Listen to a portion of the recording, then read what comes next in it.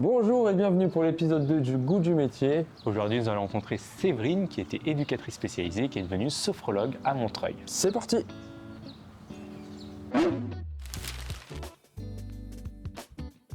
Bonjour Séverine. Bonjour, Peux-tu te présenter? donc je m'appelle Séverine Guillaumard, je suis sophrologue depuis 2 ans et demi.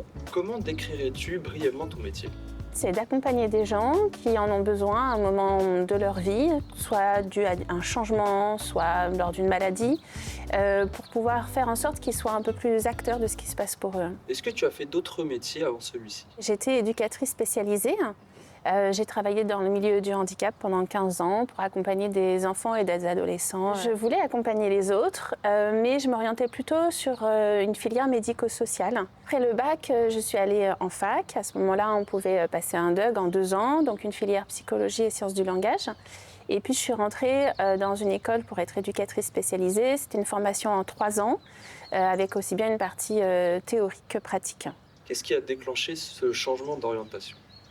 En fait, c'est plutôt un événement personnel. Après la naissance de ma 3e fille, j'ai rencontré un grand moment de doute. Et j'ai commencé d'abord par faire de la méditation en groupe pour moi-même.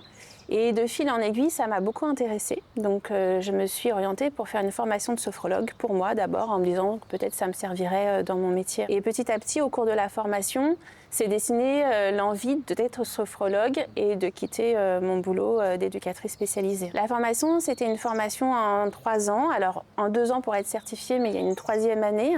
Donc j'ai fait ma formation de sophrologue à l'ESA, à Vincennes. Quelle interrogation tu as eue au moment de ce changement? Je crois que la plus grande interrogation, c'est aussi une peur de la nouveauté, de quitter un boulot de salarié. Je savais combien je gagnais, j'étais en CDI, à là quelque chose qui était à la fois nouveau pour moi et qui était un peu incertain. On va passer maintenant à l'intérieur, au chaud. Avec un bon petit café.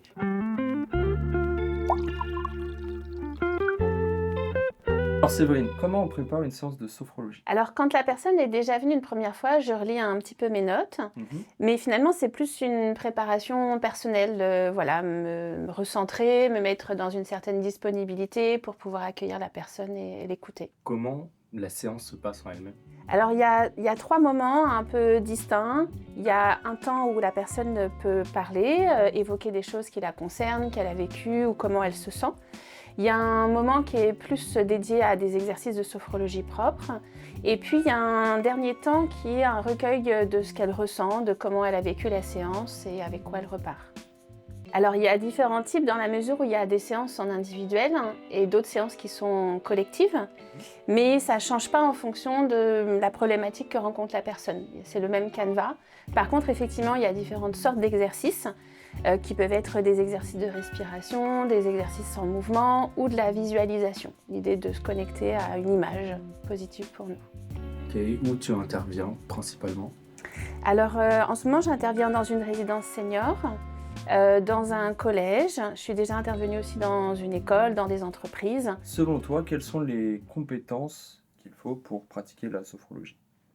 Alors pour être sophrologue, il faut avoir envie d'écouter les autres, de les accompagner. Quelquefois, ça demande aussi un peu de patience parce que la personne n'évolue pas aussi vite qu'on aimerait, en tout cas qu'on aimerait l'aider. Et donc voilà, plutôt des compétences humaines, on va dire, qui font qu'on peut entrer en relation avec les autres. Est-ce qu'il y a une séance que tu as faite qui t'a marqué? Dernièrement, j'ai accompagné quelqu'un qui avait la maladie de Parkinson, plutôt jeune personne, moins de 50 ans. Et en fait, quand il est arrivé, il était en début de crise. Et donc, on a fait un exercice de sophrologie. Il pratiquait déjà depuis un moment avec moi. Et en fait, pendant la séance, sa crise de tremblement s'est apaisée, s'est calmée. Donc voilà, il en a encore plus tiré des bénéfices à ce moment-là. Quels aspects de ton métier trouves-tu particulièrement stimulants? Peut-être c'est justement d'accompagner des gens. En fait, de l'extérieur, ça peut paraître un peu répétitif. Je fais toujours les mêmes choses, j'accueille les personnes, on fait des séances. Mais en fait, comme chaque histoire est différente, c'est assez stimulant de voir aussi les gens évoluer dans leur vie, accéder à leurs projets, aller au bout de leurs idées. Est-ce que tu collabores avec d'autres professionnels? J'aime beaucoup en fait partager mes idées. Et ça m'arrive justement de co-animer soit des ateliers, soit de proposer des offres avec d'autres praticiens, praticiennes. Que pense ton entourage sur la pratique de ton métier? Bah, je crois qu'ils sont plutôt contents. Après, je pense que tout le monde ne cerne pas exactement qu'est-ce qui se passe réellement, mais peut-être que là, ils en sauront davantage. En tout cas, voilà, personne ne m'a empêché de faire, n'a eu de remarques négatives.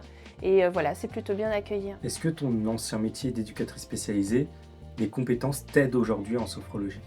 Oui, c'est vrai que c'est un métier qui est assez proche dans l'accompagnement, dans l'écoute. Donc c'est vrai qu'il y a eu des compétences que j'ai pu transposer là dans mon métier de sophrologue. Après, la posture est un petit peu différente, mais il y a des choses que j'ai retrouvées. Dans les moments difficiles, comment tu gardes la motivation? Alors déjà juste d'accepter qu'effectivement il peut y avoir des moments plus complexes que d'autres. Après pour le coup la sophrologie continue à m'accompagner moi aussi dans la mise en place de mes projets, dans le fait que quelquefois c'est plus compliqué que d'autres. Et donc voilà, ça m'arrive aussi de pratiquer la sophrologie pour moi, de garder confiance parce que quelquefois il y a des projets qui mettent plus de temps. Est-ce que tu arrives à vivre de cette activité? Alors pas encore, mais là je pense que 2025 peut être voilà, vraiment l'année qui me permette d'en vivre. Et ça coûte combien environ une séance de sophrologie? En général, c'est autour de 60 €. La première séance, elle est un peu plus chère, elle est à 80 €.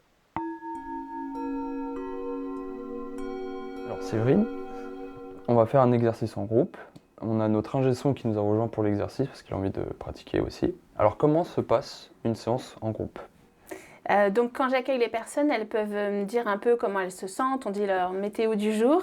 Et ensuite, c'est moi qui propose les exercices et chacun va pouvoir adapter en fonction de ses besoins. Aujourd'hui, j'ai choisi un exercice pour travailler au niveau des épaules, une zone qui est souvent tendue avec le stress et tous les inconvénients qu'on rencontre. Donc je vais vous guider. Pour l'instant, vous pouvez garder les yeux ouverts et puis au fur et à mesure peut-être les fermer.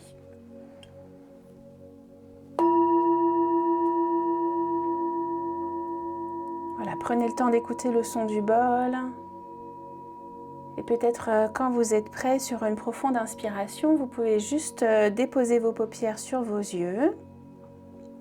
Juste là, sentir votre corps debout, à la fois la position de vos pieds, peut-être en déliant un peu les articulations, en amenant de la souplesse jusque dans le cou. Et en observant votre respiration du moment, telle qu'elle est là. Et donc on va s'intéresser à cette zone du cou, des épaules, en observant jusqu'aux clavicules et jusqu'aux omoplates.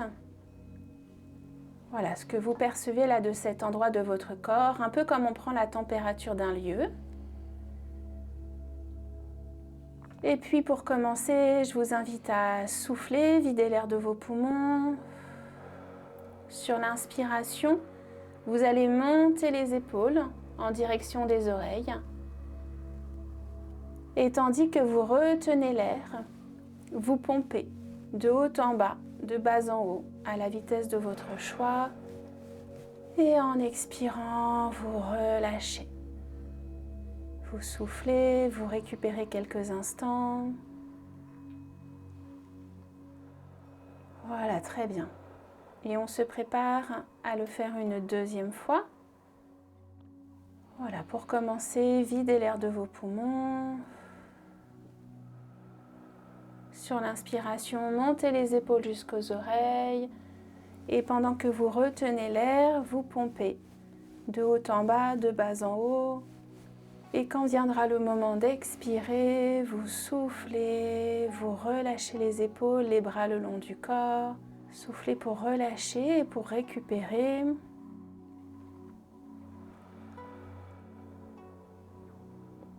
Et on va le faire une troisième et dernière fois, chacun à son rythme, dans cette même idée de pouvoir contracter, de pouvoir mobiliser cette partie de notre corps en conscience, d'associer la respiration pour relâcher et de voir si nos épaules sont un peu descendues, plus loin que nos oreilles, si cela a permis de relâcher au niveau des clavicules, des omoplates. Voilà, observez tranquillement.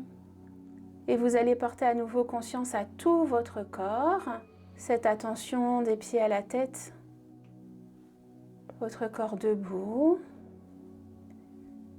Et quand vous le voudrez, vous pourrez rouvrir les yeux à votre rythme. Voilà, et juste pour vous-même d'observer là votre état du moment, si cela a changé quelque chose pour vous. Ouais, je le sens plus détendu. Ouais. Un verre d'eau. Non mais c'est marrant parce que ça n'a pas pris beaucoup de temps et pourtant on ressent immédiatement en fait ce calme un peu intérieur. Ouais. Et comme je dis tout à l'heure, vraiment le fait de fermer les yeux pour l'exercice, je trouve que c'est un grand plus en fait. Parce que du coup, On oublie tout ce qu'il y a autour. c'est ça, ouais. Ok, merci de vos retours et puis de ce merci partage. Merci beaucoup Merci. pour cette séance. Merci. Quel conseil tu pourrais donner à un jeune qui cherche dans sa voie professionnelle? Alors pour en faire son métier, il y a déjà l'idée de pratiquer pour soi-même. Je pense que ce qui est important, c'est qu'il puisse rencontrer différentes personnes, pouvoir échanger avec lui, la formation, mais aussi les expériences personnelles qui l'ont amené à exercer ce métier. Et ensuite, d'entrer en formation. C'est une formation certifiante avec une école qui propose quand même un contenu d'heures suffisant. Et quelle est la relation avec les autres sophrologues, confrères, consoeurs? Y a-t-il une vraie communauté? Oui, elle est plutôt bonne. Il y a une fédération française de sophrologie qui permet des rencontres, des échanges, des évolutions dans le métier. Après, ça dépend aussi, là par exemple dans le quartier, de la personnalité de chacun, de l'envie de rencontrer les autres. Mais moi en tout cas, je crois beaucoup à la collaboration et non à la concurrence. Est-ce que tu as des projets futurs concernant ton activité? Oui, là, je vais mettre en place des séances de sophrologie dans un collège pour les aider autour du stress. Et puis, avec une praticienne qui est doula, qui accompagne des personnes dans leur moment de changement de vie, on met en place des ateliers autour des proches malades pour les accompagner à verbaliser et à mieux vivre cette situation. Comment tu perçois l'impact de la sophrologie sur la société? Tous les jours, j'ai l'impression de participer au fait que les gens ont plus conscience de ce qui se passe, sont peut-être plus épanouis, peuvent avoir un espace pour se détendre.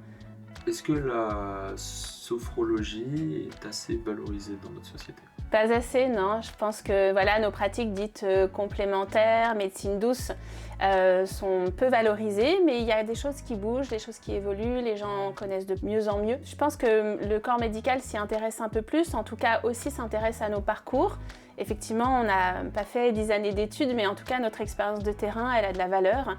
Les gens qu'on accompagne, on passe du temps avec eux et on apprend à les connaître. Donc en complément, notre sophrologie, elle peut aussi accompagner la médecine. Comment l'évolution numérique impacte la sophrologie, notamment avec les réseaux sociaux et la concurrence des apps? Ça peut être vu de manière négative, mais moi j'aime bien aussi quand les gens viennent en disant tous les soirs je m'endors avec mon podcast, avec cet audio que j'ai entendu, parce que du coup ça veut dire que les gens se sont un peu renseignés, qu'ils ont déjà l'habitude de pratiquer. C'est vrai que ça vaut pas un rendez-vous avec un praticien, et quand on a vraiment besoin d'être accompagné, il faut le faire. Il donne de la valeur aussi au fait de s'entraîner, et que ce soit avec un audio que je donne ou avec un audio sur YouTube, en tout cas c'est bien de continuer à pratiquer. Alors, est-ce que c'est possible de faire de la sophrologie en distanciel? Oui, bien sûr, c'est vrai qu'avec le développement de la visio, on a pu expérimenter que la sophrologie pouvait se faire à distance. Moi, j'aime bien le contact humain avec les gens, donc souvent je propose une première fois en présence et puis après en visio, mais pour des gens qui habitent loin ou des personnes en situation de handicap, on peut faire des séances en visio et ça marche très bien. Et pour finir, est-ce que tu aurais une question à poser aux gens qui nous regardent? C'est vrai que peut-être nous, praticiens dans le domaine du bien-être, ce qui serait intéressant pour nous, c'est de savoir qu'est-ce qu'on pourrait mettre en place pour que nos pratiques soient plus connues, pour que ça vous donne envie de venir nous rencontrer, de pratiquer avec nous. Merci d'avoir regardé ce second épisode du Goût du métier. J'espère que tu en as appris sur la sophrologie et que ça t'a donné de l'inspiration. Et moi j'espère que maintenant tu as toutes les clés pour savoir te détendre, mon cher Mathieu.